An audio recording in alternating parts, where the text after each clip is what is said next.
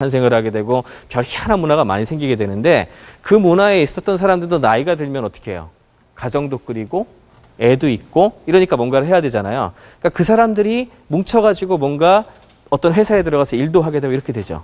그러면서 그런 창의력이 들어가서 만들어진 회사들이 여럿이 생기는데 그 중에 하나가 바로 애플입니다. 지금 아까 전에 장난스럽게 아타리하고 워지니액하고 스티브 잡스하고 장난친 이야기만 오늘 계속 들었잖아요, 지금. 그 이유는 뭐냐 하면 그런 창의력과 노는 어떤 그런 에너지가 탄생이 된 게 바로 애플이었던 겁니다.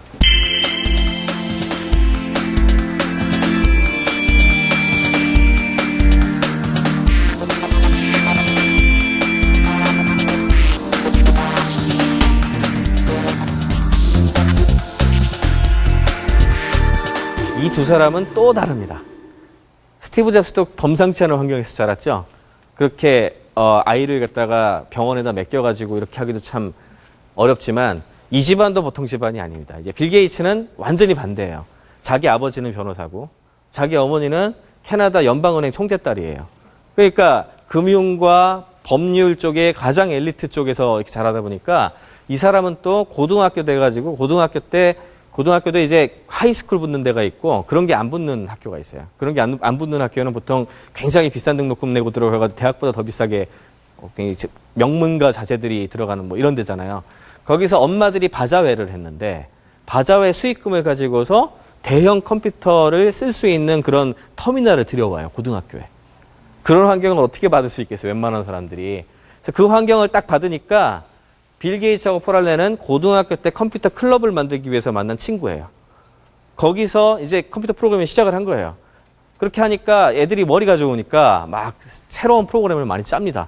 그래서 이런 프로그램으로서 세상을 바꾸어 보겠다. 그런 것들을 많이 만들게 되면서 사실은 마이크로소프트의 어떤 기운이 싹 트게 된 거죠. 빌 게이츠는 결국에는 하버드 대학에 들어가요. 공부 열심히 해가지고 또 공부도 하고 프로그래밍도 한 거죠. 하버드 대학에 딱 들어갔는데 이 사람이 중퇴를 하죠. 1학년 때 중퇴를 합니다. 그 사건이 바로 이 사건이에요. 지금 딱 보기에 좀 투박해 보이지만 1974년도에 그 잡지에다가 최초의 퍼스널 컴퓨터라는 얘기가 나오기 시작을 해요. 개인들도 컴퓨터를 조립해가지고 쓸 수 있다. 뭐 이런 거죠. 그러니까 이걸 보고서 폴 알렌이 이거를 가판대에서 보고서 잡지를 사가지고 빌 게이츠한테 비행기를 타고 쫓아간 거예요. 야, 우리가 맨날 이야기하던 그런 시대가 지금 오려고 그런다. 너 지금 여기 이러고 있어야 되겠냐? 라고 이걸 딱 보여준 거죠.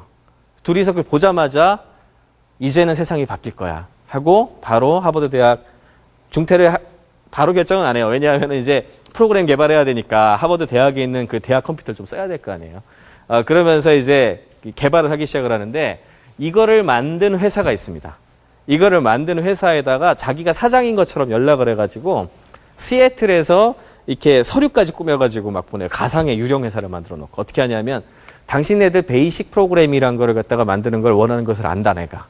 근데 내가 그걸 만들 수 있는 기술이 있으니까 우리한테 일을 맡겨달라. 해가지고 팩스를 보내요.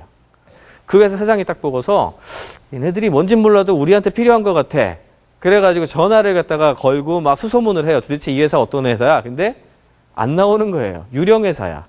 없어. 근데 어찌어찌해서 연락이 돼가지고 야, 너 사기꾼 아니냐? 뭐 거의 이렇게 했더니 사기꾼이 아니라 우리가 학생들 대학교 1학년 학생이라서 대학교 1학년 학생이라 그러면 일을 안 줄 것 같아갖고 이렇게 거짓말을 했다. 그렇게 얘기를 하니까 그 MITS 사장님이 그래? 그럼 네 한번 와서 한번 만들어 볼래? 이렇게 제안을 합니다. 그랬더니 이 뉴멕시코 주에 있었는데 좋습니다. 그럼 몇 개월 동안 우리가 하버드 대학에서 열심히 시뮬레이션을 해가지고 만들어가지고 갖고 와요. 그래서 뉴멕시코 주에서 그 프로그램을 실행을 딱 했는데 첫 번째 실행할 때 실행이 안 됐어요. 실행이 안 되고 처음에 몇 글자 뜨다가 죽었대요, 프로그램이. 그러면 실패한 거잖아요, 사실은. 근데 그 MITS 사장님이 그 열정을 보고서 야, 그래, 너희들은 시작해도 되겠다. 내가 한번 너희들 믿고 해보겠다. 해가지고 지원을 합니다. 그렇게 해서 시작된 게 마이크로소프트라는 회사예요. 예, 굉장히 창업적인 측면, 환경은 달랐지만 혁신과 창업에 대한 어떤 생각 그리고 자기가 하고 싶은 열정 다 느껴지시죠? 예, 이렇게 시작한 회사들입니다. IBM이 사실 체면을 구긴 거예요. 이 당시만 하더라도. 왜? 세계 최고의 컴퓨터 회사였는데 어느 날 갑자기 차고에서 창업한 애들이 퍼스널 컴퓨터라는 걸 들고 나와서 컴퓨터는 우리가 최고다라고 나가버리니까 지금 굉장히 자존심이 상했죠. 거기다가 아까 전에 말씀드렸지만 왓슨 회장이 원래 대형 컴퓨터 은행권에서 쓰고 이런 거는 몇 대만 이렇게 있으면 돼. 이렇게 얘기를 했으니까. 그러니까 이제 비밀 프로젝트를 진행을 합니다. 우리가 PC에서도 뭔가를 가지고 와야 돼. 이렇게 생각을 하고 진행을 해가지고 만든 프로젝트가 바로 IBM PC예요. 이때 바로 마이크로소프트가 기회를 잡습니다. 당시에 마이크로소프트가 원래는 운영체제를 만들지는 않았거든요. 베이식이라 그래가지고 프로그래밍 언어, 아까 전에도 베이식 언어 만드는 거라 그랬잖아요. 그거 만드는 거를 갖다가 했던 회사인데, 하필이면 이거를 갖다가 가장 잘할 수 있었던 운영체제를 만든 사람이 좀 이따 게리 킬단이라는 사람에서 잠깐 얘기를 하겠지만 그 사람이 약간 좀 IBM PC, IBM 쪽에다가 좀 섭섭하게 굴어요. IBM에서도 PC를 만들 때 사실은 게리 킬단한테 맡기려고 그랬어요. 그런데 하필 이제 IBM에서 이 팀을 갖다가 만나러 갔는데 이 친구가 자가용 비행기를 좋아해요. 그래가지고 IBM에서 날아온다는 이야기를 듣고도 자기가 비행기 타고 어디 날아가 버려요. 자기 아내가 IBM 쪽 사람을 만나거든요. 그때 IBM 쪽에서 사실은 감정적으로 굉장히 기분이 나빴어요. 그러니까 B 플랜으로 빌 게이츠한테 네가 너도 좀 준비 좀 해봐 이렇게 된 거거든요. 그 얘기를 듣고 실제로 그 운영 체제를 만들기 시작합니다. 그래서 그 운영 체제가 바로 아까 전에 저기도 나왔었죠. 퀴즈에도 나왔죠. MS 도스예요. 그 앞에 MS가 마이크로소프트를 의미하는 거고 뒤에 도스가 디스크 오퍼레이팅 시스템이라 그래가지고 오늘날의 윈도우 스타일의 그림 스타일 그런 운영체제 이전에 이렇게 주로 입력해가지고 하는 거 있었거든요. 그 운영체제예요. 이때 굉장히 중요한 개혁이 성립됩니다. 당시만 하더라도 소프트웨어는 하드웨어에 이렇게 그냥 하청받아가지고 뭔가 집어넣는 것 이런 개념이었어요. 그러니까 PC를 팔게 되면 그거를 갖다가 이렇게 사면은 소프트웨어가 그냥 딸려오는 거지 이걸 뭐 따로 하는 어떤 그런 건 아니었거든요.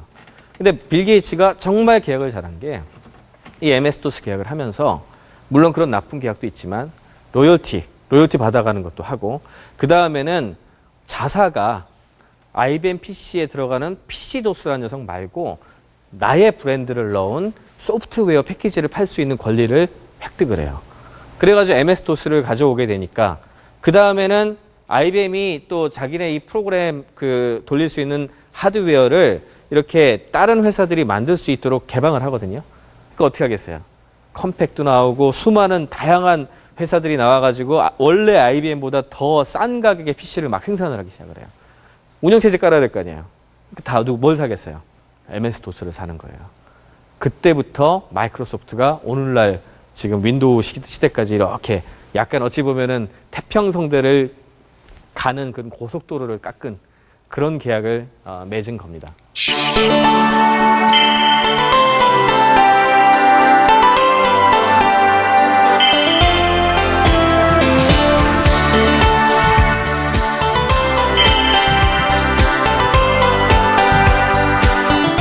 지금 혹시 이게 딱 보고서 오늘날 여러분들이 쓰고 계신 어떤 프로그램하고 비슷하다는 느낌 안 받으세요? 엑셀 비슷하죠. 예, 맞습니다. 이게 엑셀의 전신이라고 할 수도 있는 건데 사실은 애플이 처음에 애플2를 내놨을 때만 하더라도 그렇게 전 세계를 바꿀 정도의 그런 정도는 아니었어요. 처음에는. 기껏해야 베이식이라는 언어 프로그래밍을 넣어서 아이들, 당시가 우리 과학 입국 시대였거든요. 우리나라도 그랬지만 미국도 그랬어요. 미국도 이제 아폴로 11호 쏘아 올리고 뭐 이런 시대였기 때문에 이거 없으면 안 된다 해가지고 처음에 팔았지만 실제로 그게 큰 영향을 미치려면 세상을 바꿔야 되잖아요. 근데 하필이면은 이 댄 브리클이라는 사람이 그 애플2라는 컴퓨터를 언제 만나게 되냐면 저 사람은 하버드 대학에서 경제학 공부하던 사람이거든요. 장표를 갖다가 쭉 그려가지고 여기에 뭐가 얼마짜리, 여기가 얼마짜리, 그 엑셀이 그런 거잖아요. 쭉 넣어가지고 계산 하나 바꾸면 자동으로 계산 다 되고 그래프 나오고 뭐 이렇게 되잖아요.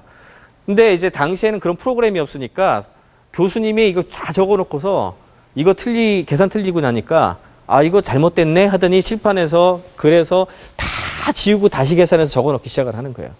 그걸 보고서 저건 컴퓨터가 해야 돼 하고 바로 그 프로그래머 한 명을 고용해가지고 만든 프로그램이에요. 이게 만든 사람이 박 프랭크스톤이라는 사람이에요. 근데 이게 완전히 전 세계를 바꿔놓습니다. 이 프로그램 하나가. 그때부터 나온 얘기가 뭐냐 하면 바로 오피스 오토메이션, 사무자동화예요. 그러니까 그전에는 PC라는 것을 그냥 게임기나 아타리 아까 전에 게임 보셨으니까 게임기